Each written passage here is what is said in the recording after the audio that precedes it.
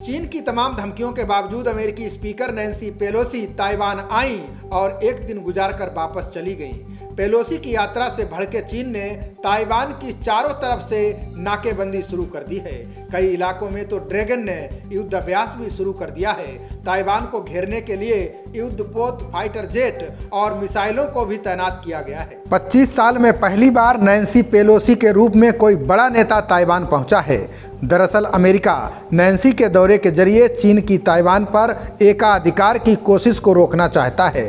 अब भड़के चीन द्वारा किए जा रहे युद्धाभ्यास पर अमेरिका नज़र बनाए हुए है। साथ ही अमेरिका ने ताइवान के पास फिलीपींस सी में अपना युद्धपोत यूएस रोनाल्ड रीगन भेज दिया है, जो चीन द्वारा पैदा की गई किसी भी आपात स्थिति से निपटने के लिए तैयार है। अमेरिका ने चीन को चेतावनी देते हुए कहा कि पेलोसी के दौरे को संकट का मुद्दा ना बनाएं। इधर ताइवान भी स्थिति पर नज़र बनाए हुए है।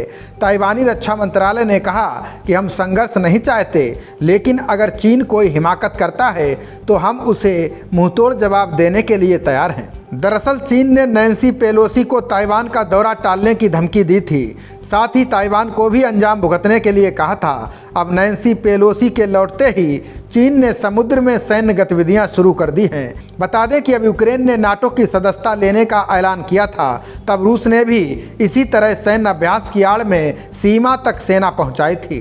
इसके बाद उसने फरवरी में यूक्रेन पर हमला कर दिया था। यही स्थिति यहाँ भी बनती दिखाई दे रही है। इससे पहले चीन ने बुधवार को ताइवान के एयर डिफेंस क्षेत्र में 27 लड़ाकू विमान भेजे थे। इनमें से 22 विमानों ने प्रतिबंधित क्षेत्र को पार किया था। बता दें कि नैन्सी पेलोसी ने ताइवान की यात्रा के दौरान राष्ट्रपति साई इंग-वेन से मुलाकात की थी। इस दौरान उन्होंने ताइवान के लोकतंत्र की रक्षा करने की बात कही थी। पेलोसी ने यात्रा के दौरान लोकतंत्र समर्थक कार्यकर्ताओं से भी मुलाकात की थी। उन्होंने वादा किया कि ताइवान की रक्षा के लिए अमेरिका प्रतिबद्ध है। वहीं पेलोसी की ताइवान यात्रा को लेकर यूएन महासचिव एंटोनियो गुतारेस का बयान भी सामने आया है। उन्होंने कहा कि हमारी स्थिति एकदम साफ है। हम महासभा के प्रस्तावों के तहत चीन की वन चाइना पॉलिसी का समर्थन करते हैं। दरअसल ताइवान को चीन अपना क्षेत्र मानता है, जबकि ताइवान खुद को स्वतंत्र देश बताता है। उधर अमेरिका के ताइवान के साथ आधिकारिक रूप से राजनयिक संबंध नहीं है, लेकिन अमेरिका ताइवान रिलेशंस एक्ट के तहत उसे हथियार बेचता है। इस कानून में कहा गया है कि अमेरिका ताइवान की आत्मरक्षा के लिए जरूरी मदद देगा। उधर ताइवान ने भी युद्ध जैसी स्थिति से निपटने के लिए जरूरी कदम उठाने शुरू कर दिए हैं, क्योंकि इस समय ताइवान को अमेरिका का सीधा साथ मिल रहा है। इसलिए ताइवान चीन के सामने सीना तान कर खड़ा है, जो चीन को किसी भी स्थिति से निपटने की धमकी दे रहा है। अगर चीन ताइवान पर हमला करता है तो उसके लिए जीत आसान नहीं होगी।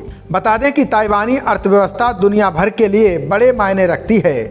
वहाँ पर फ़ोन, लैपटॉप से लेकर बड़े बड़े इलेक्ट्रॉनिक डिवाइस बनाए जाते हैं। गाड़ियों में लगने वाले सेमीकंडक्टरों का उत्पादन भी यहाँ पर बड़े पैमाने पर किया जाता है। ताइवानी सेमीकंडक्टरों का दुनिया के आधे से ज़्यादा बाजार पर कब्जा है। एप्पल, क्वालकॉम जैसी कंपनियां इसकी बड़ी खरीदार हैं।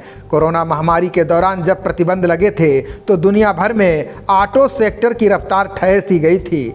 ताइवान करीब 786 अरब डॉलर का इलेक्ट्रॉनिक माल बनाता है। इसमें से 100 अरब डॉलर का योगदान अकेले चिप उद्योग का है। इसी आर्थिक और भू राजनीतिक महत्व के कारण ताइवान की अमेरिका से नज़दीकियां चीन को चुभती हैं। खबरों का सिलसिला जारी रहेगा। देखते रहिए जनप्रवाद। नमस्कार।